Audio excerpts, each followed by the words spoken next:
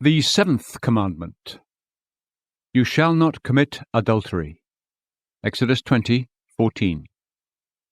God is a pure, holy being, and he has an infinite animosity against all impurity. In this commandment, God has recorded his warning against it. You shall not commit adultery. The sum of this commandment is the preservation of bodily purity. We must take care not to run aground on the rock of impurity and so make shipwreck of our purity. In this commandment there is something simply implied and something directly forbidden. The thing implied is that the ordinance of marriage should be observed. Each man is to have his own wife, and each woman is to have her own husband. 1 Corinthians 7:2. Marriage is to be held in honor among all, and the marriage bed is to be undefiled. Hebrews 13:4. God instituted marriage in paradise. He brought the woman to the man. Genesis 2:22. He gave them to each other in marriage. Jesus Christ honored marriage with his presence. John 2:2. The first miracle he performed was at a marriage, when he turned the water into wine. Marriage is a type and resemblance of the mystical union between Christ and his church. Ephesians 5:32. In marriage there are general and specific duties. The general duty of the husband is to lead. The husband is the head of the wife. Ephesians 5:23. The head is the seat of rule and judgment, but he must rule with care and wisdom. He who is the head, therefore, must not rule without reason and good judgment.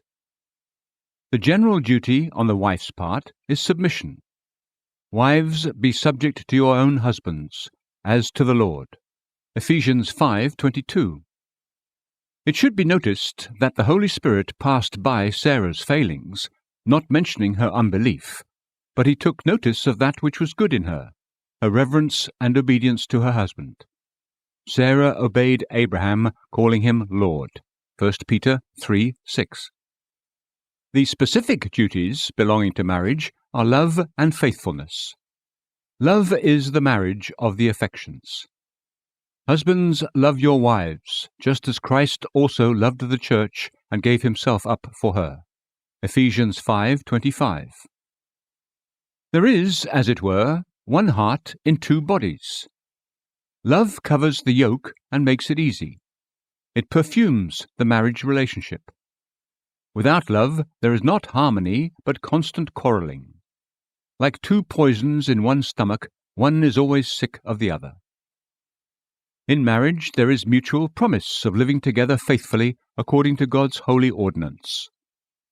Among the Romans, on the day of marriage, the woman presented to her husband fire and water. This was to signify that just as fire refines and water cleanses, she would live with her husband in purity and sincerity. The thing forbidden in the commandment is infecting ourselves with bodily pollution and impurity. You shall not commit adultery. The fountain of this sin is lust. Since the fall, holy love has degenerated to lust. Lust is the fever of the soul. There is a twofold adultery. 1. Mental. Everyone who looks at a woman with lust for her has already committed adultery with her in his heart. Matthew 5:28. Just as someone can die of inward bleeding, so he may be damned for the inward torrent of lust if it is not conquered. 2. Physical. This happens when sin has conceived and is brought forth in the act.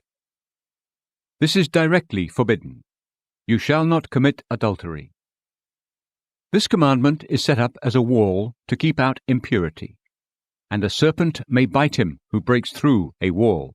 Ecclesiastes 10:8. Adultery is a heinous and lustful crime. Job 31:11. Every failure is not a crime, and every crime is not a heinous crime, but adultery is a heinous crime. The Lord calls it villainy. They have acted foolishly in Israel and have committed adultery with their neighbors' wives. Jeremiah 29:23. What makes adultery such a heinous sin? It is a breach of the marriage oath. When people come together in matrimony, they bind themselves by covenant to each other, in the presence of God, to be true and faithful in the marital relationship. Immorality breaks this solemn oath, and in this way adultery is worse than fornication, because it breaks the marital bond. Adultery is a heinous sin because a great dishonor is done to God. God says, "You shall not commit adultery." The adulterer sets his will above God's law, tramples upon his command, and offends him to his face, as if a subject would tear his prince's proclamation. The adulterer is highly disparaging to all the persons in the Trinity. It is disparaging to God the Father. Sinner, God has given you your life, and you waste the lamp of life and the prime of your life in wickedness and immorality.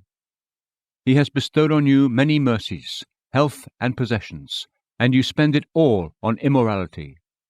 Did God give you wages to serve the devil? Adultery is disparaging to God the Son in two ways. 1. He has purchased you with his blood. You have been bought with a price. 1 Corinthians 6:20. He who is bought is not his own. It is a sin for him to go to someone else without consent, to go away from Christ who has bought him with a price. 2. By faith you are a Christian, and profess that Christ is your head, and you are a member of Christ. Therefore, what an insult it is to Christ to take away the members of Christ and make them members of a prostitute. 1 Corinthians 6:15.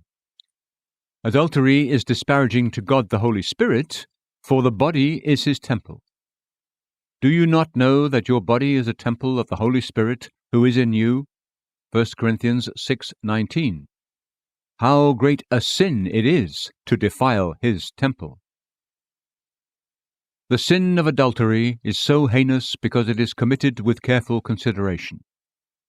The sin is formulated in the mind, consented to in the will, and then the sin is carried out into action.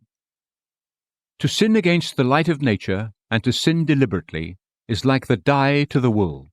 It gives sin a tincture and dyes it a crimson color. The sin of adultery is so heinous because it is needless. God has provided a remedy to prevent it.